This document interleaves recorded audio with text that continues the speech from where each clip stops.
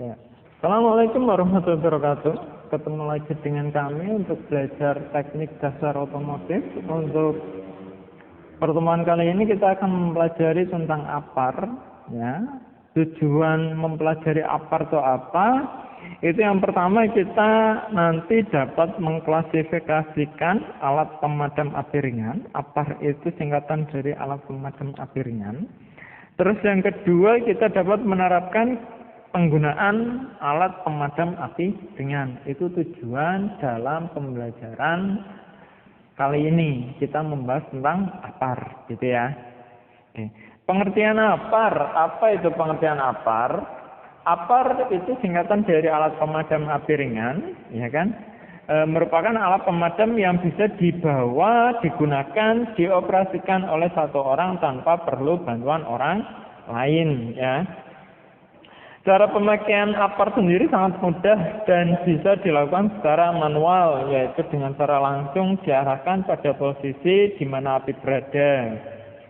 APAR sendiri memiliki beberapa keunggulan seperti mudah dibawa, cepat, dan tepat untuk digunakan dalam pemadaman api saat awal kebakaran. Ya. Selain itu, karena bentuknya yang portable dan ringan, APAR sangat mudah dibawa menuju tempat kebakaran. Ya, gitu. Terus ini adalah gambar APAR sendiri, alat pemadam api ringan. Pasti kalian juga nggak asing dengan gambar ini ya. Cuma kemarin kita kadang belum begitu tahu apa sih itu alat itu fungsinya untuk apa sih gitu ya. Tapi sekarang kalian pasti sudah tahu itu namanya APAR, alat yang digunakan untuk memadamkan api sementara atau awal sebelum damkar atau mobil kebakaran itu sampai di lokasi gitu ya. Jadi kita bisa menggunakan alat itu dulu untuk menjinakkan api tersebut gitu ya. Oke. Nah, bagian di dalam APAR itu sama yang tadi itu. Ini kan ada bagiannya, ada safety pin, lever, handle, hose, pressure itu ya, dan lain-lain. Jadi di APAR sendiri ada bagian-bagian. Itu yang pertama safety pin ya. Safety pin itu fungsinya untuk sebagai pengaman tabung agar tabung tidak mudah ditekan. Maksudnya tidak mudah ditekan. Kadang kan ada juga orang yang kurang begitu memahami APAR atau belum tahu itu fungsinya untuk apa, dia asal nekan aja gitu. Jadi kita kasih safety pin agar kalau orang yang belum tahu nekan itu cairan yang ada di dalam itu tidak mudah keluar gitu ya. Itu. Terus yang kedua ada valve. Itu merupakan kepala perantara dalam dan luar tabung. Fungsinya sebagai penutup dan pembuka media di dalam APAR untuk keluar. Itu fungsi dari valve. Kedua ya. Terus yang ketiga ada lever. Lever itu adalah pegangan yang dapat ditekan agar media dalam tabung keluar. Contohnya yang tadi itu. Kadang orang belum paham alat itu, asal tekan nanti isi tabung itu keluar gitu. Makanya kita kasih safety pin agar levernya saat ditekan itu tidak tertekan, mengakibatkan si cairan yang ada di dalam tabung itu keluar gitu ya. Jadi kita tekan atau kita gunakan saat kita membutuhkan gitu. Maksudnya safety pin itu untuk mempermudah itu gitu ya.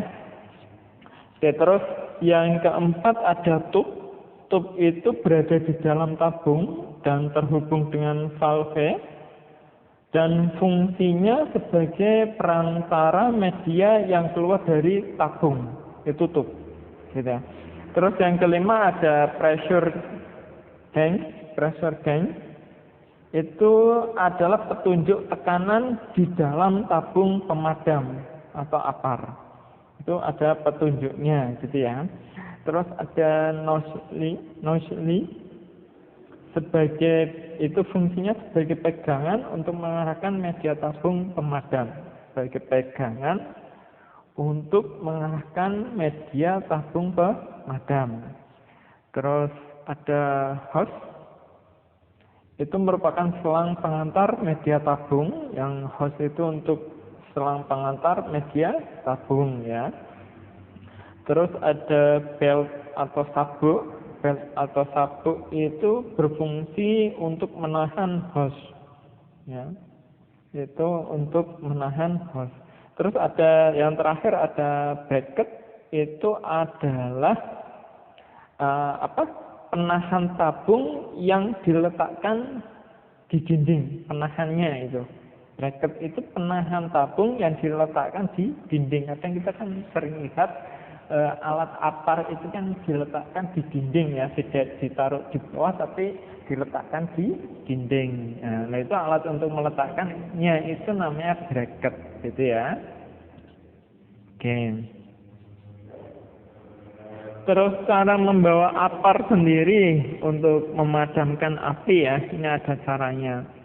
Untuk tahu bagaimana cara membawa apar yang baik dan benar saat akan memadamkan api, ada hal yang penting ya, yang penting yang perlu kalian pahami ya.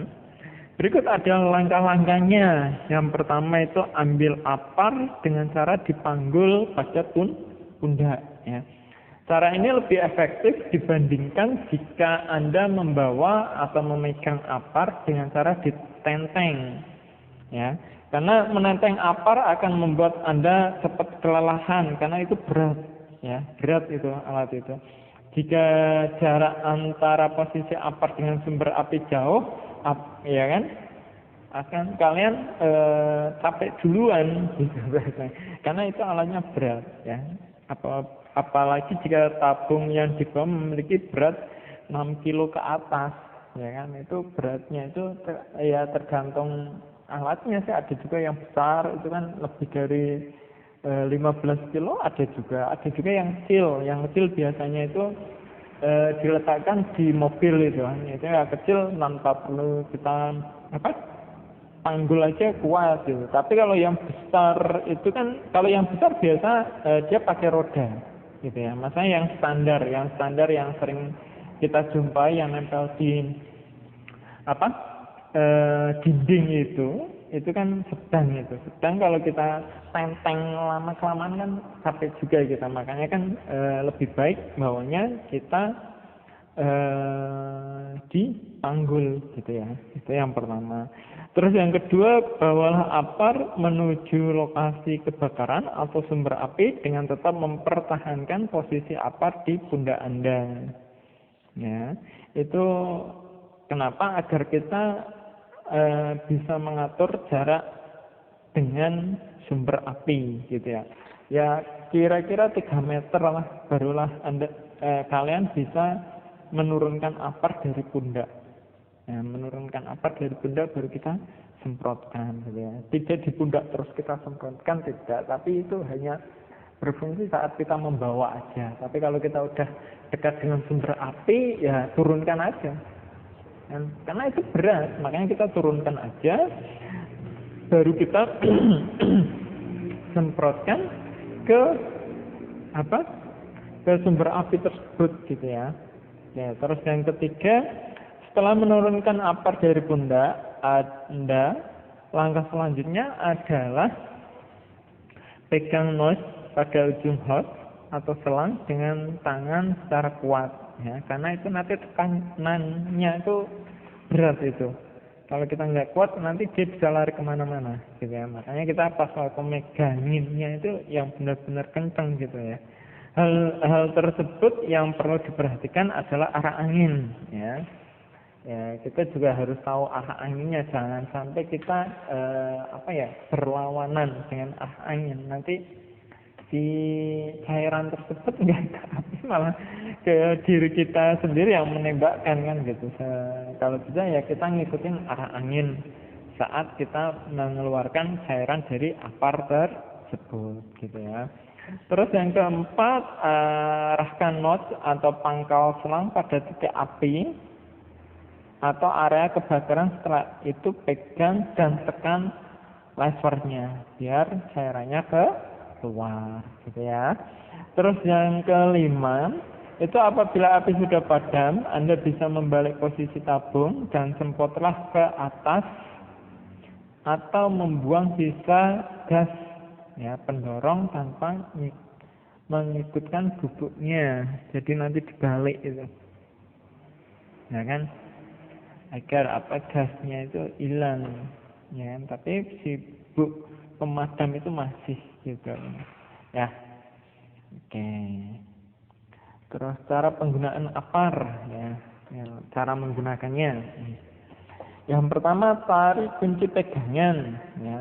Hal pertama yang harus kita lakukan adalah menarik kunci pegangan. Saat mencabut kunci pegangan ya, yang tadi disebut safety pin itu ya kan?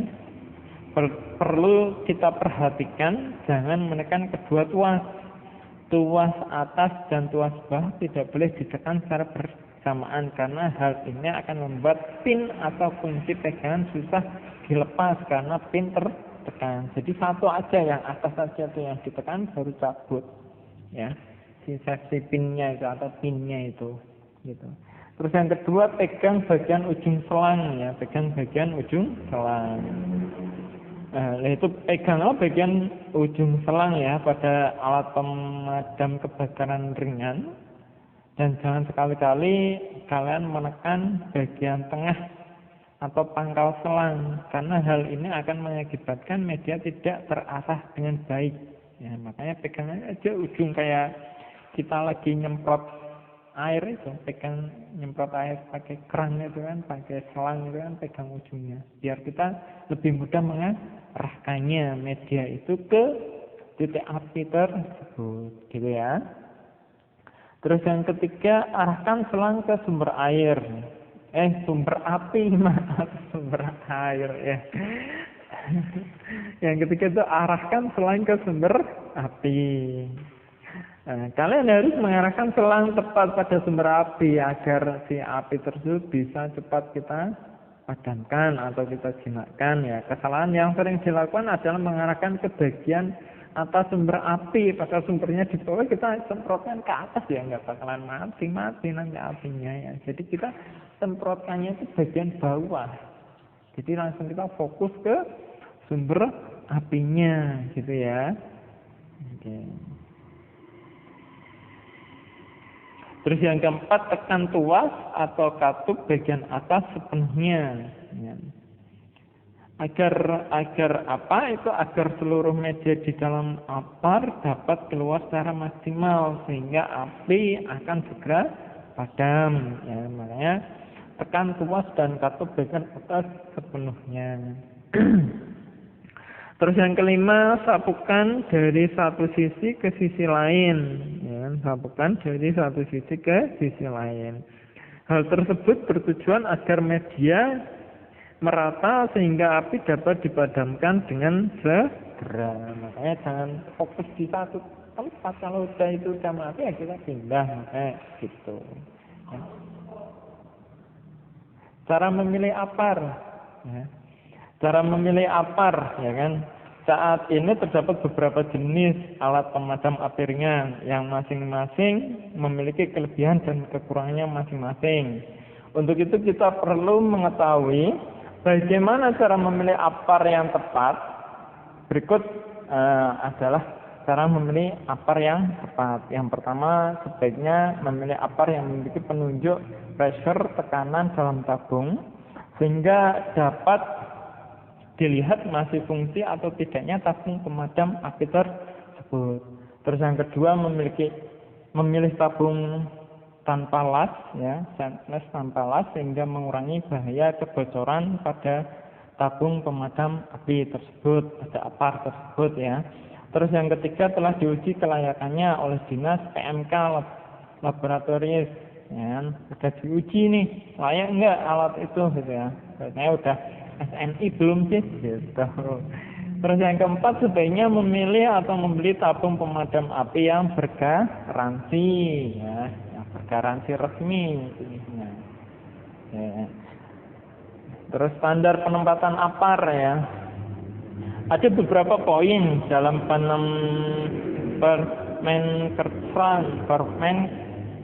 kertrans ya, yang akan dirangkum, ya kan. Poin di bawah ini dimaksud untuk mencegah APAR dari kerusakan, dan yang terpenting mudah diakses bila terjadi kebakaran ya. Poin-poinnya adalah yang pertama, tempatkan APAR di tempat yang mudah diakses dan tidak terhalang oleh benda-benda lain. Terus yang kedua, pasang APAR pada dinding minimal 15 cm dari atas lantai atau idealnya 125 cm dari atas lantai ya. Terus yang ketiga, lengkapi dengan tanda APAR yang dapat dipasang tempat di atas APAR.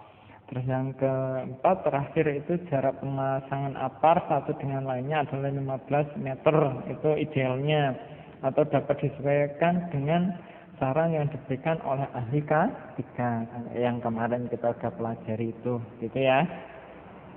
Oke. Terus bagaimana sih cara merawat APAR tersebut? Ya, cara merawatnya itu buatlah kartu checklist perawatan, ya, kartu checklist perawatan untuk bulanan atau tahunan yang berisi tanggal pengecekan, komponen-komponen massa yang sudah diperiksa, terus serta tanggal pengisian ulang tabung. Jadi pada saat kita gunakan itu APAR itu masih berfungsi, gitu ya, untuk checklist tersebut. Jadi kita bisa tahulah keadaan si APAR tersebut. Terus yang kedua, lakukan pemeriksaan secara rutin, yaitu tujuannya untuk memastikan kondisi tabung masih dalam kondisi baik. Untuk APAR jenis cartridge, lakukanlah pemeriksaan terhadap leher tabung dan membuka trender tabung, kemudian periksa keutuhan segel ya. Setelah itu tutup kembali threaded seperti posisi semula. Itu kalau yang jenisnya cartridge ya. Terus yang ketiga, pastikan kondisi tekanan gas pada tabung dalam kondisi baik ya. Nah, caranya dengan melihat posisi jarum pada manometer, pastikan berada pada posisi angka 15 dan 20 atau pada bagian yang berwarna hijau. Ini sangat penting karena bila tekanan dalam tabung berkurang, maka alat pemadam tidak akan bisa digunakan meskipun masih terisi penuh ya. Tuh, jadi pastikan kondisi tekanan gasnya ya. Terus yang keempat, bersihkan debu atau kotoran dari badan tabung untuk menghindari karat. Ya. Caranya dengan menggosok tabung menggunakan lap basah, setelah itu lap lagi dengan lap kering sehingga badan tabung tidak lembab. Bila terdapat sedikit karat, bersihkanlah dengan menggunakan pembersih karat. Namun bila tidak bisa hilang, sebaiknya segera ganti tabung tersebut agar terhindar dari malfungsi saat digunakan nanti. Ya. Terus yang kelima, hindari pembekuan cairan pada tabung dengan membolak-balikan tabung ya.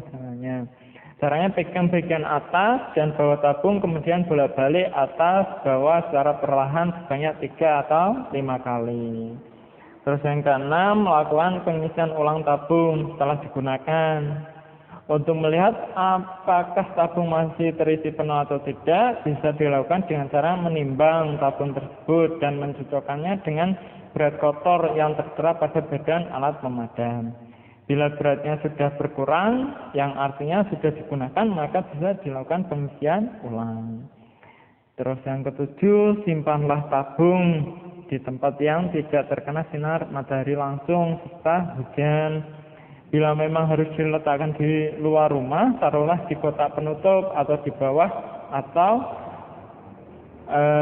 kanopi di bawah atau atap kanopi yang bisa melindungi tabung tersebut. Jangan langsung dipanaskan, ya kan? Dipanaskan sinar matahari atau terkena hujan, itu nanti APAR cepat kotor atau terkena karat, nanti jadi tidak berfungsi.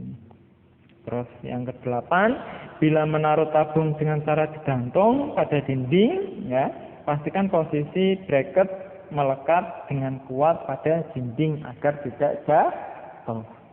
Itu ya yang perlu kita pahami cara merawat alat pemadam api ringan atau APAR gitu ya. Oke, mungkin itu yang bisa kita pelajari untuk pertemuan kali ini tentang APAR. Sambung nanti lagi kita akan mempelajari materi selanjutnya untuk TDO, gitu ya. Terima kasih dari saya. Wassalamualaikum warahmatullahi wabarakatuh. Jangan lupa bahagia.